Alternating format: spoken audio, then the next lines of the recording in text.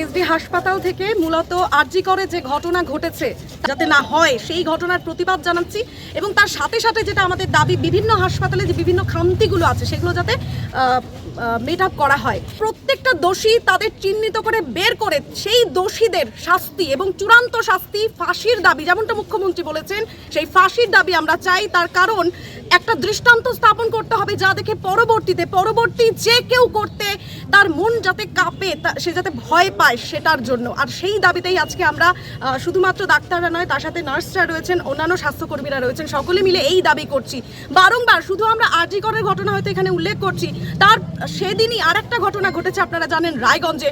তার পরবর্তীতে আরও একাধিক ঘটনা কিন্তু সামনে এসছে। তার আগে আরও ডাক্তার হেনস্থা, নার্সিং স্টাফদের হেনস্থা ইত্যাদি ঘটনাও সামনে এসছে। এই সমগ্র বিষয়গুলোকে মাথায় রেখেই আমরা কিন্তু এই ঘটনার তীব্র নিন্দা জানাচ্ছি। একটা ঘটনা যেভাবে হয়ে গেল তার পরবর্তীতে আমরা দেখেছি এর আগেও এরকম ঘটনা কিন্তু ঘটেছে। কোচবিহারের ক্ষেত্রে এমজেন মেডিকেল কলেজের আগে একটা ঘটনা ঘটেছিল যেটা কিন্তু 1982-তে। সেই ঘটনাও কিন্তু দোষীরা শাস্তি পায়নি সেইভাবে এখনো। অন্যদিকে আমরা যদি দেখি রাজ্যের অন্যান্য ঘটনার ক্ষেত্র এর আগের যে ঘটনাগুলো সেগুলোতেও কিন্তু দোষীরা সেইভাবে কি শাস্তি পেয়েছে। ফলে এই হসপিটাল রিলেটেড যে স্টাফেরা রয়েছেন, ডাক্তার নার্স, সমস্ত ক্ষেত্রে তারা যাতে উপযুক্ত বিচারটা পায় এটাই আমাদের দাবি, আর কিছুই নয়। এবং সারা বছর ধরে যে সার্ভিস ডাক্তাররা দেয়, আপনারা জানেন যে ডাক্তারদের ভগবান রূপে মানুষ বলে থাকে, কারণ ঈশ্বরের পরবর্তীতেই যদি কেউ বাঁচায় মানুষকে তাহলে সেটা হচ্ছে ভগবান। তো সেই ডাক্তার এবং তার সাথে সাথে নার্স, কারণ একজন নার্সিং স্টাফ ছাড়া এই কাজগুলো 24 ঘন্টা কিন্তু তারাই থাকেন। ফলে ডাক্তার, নার্স এবং তার সাথে স্বাস্থ্যকর্মী যারা স্বাস্থ্যের সাথে এত ওতপ্রোতভাবে জড়িয়ে, এই সমগ্র মানুষগুলোর যাতে নিরাপত্তা সুনিশ্চিত করা যায়, এটা না করলে আমাদের পক্ষে সার্ভিস দেওয়া কিন্তু এভাবে সম্ভব নয়। তো সেটাই নিশ্চিত করার জন্য এবং আমরা এর প্রতিবাদ জানাচ্ছি আজকে এই আপনাদের মাধ্যমেই।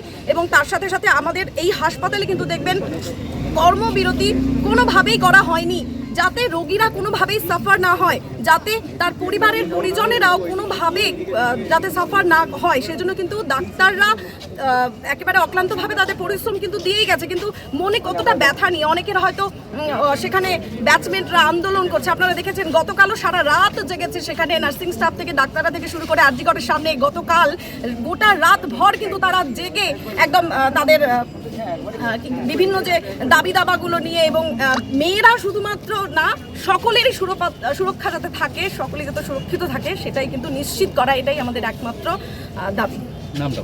Parna Karji, nursing staff, Tufanganj district.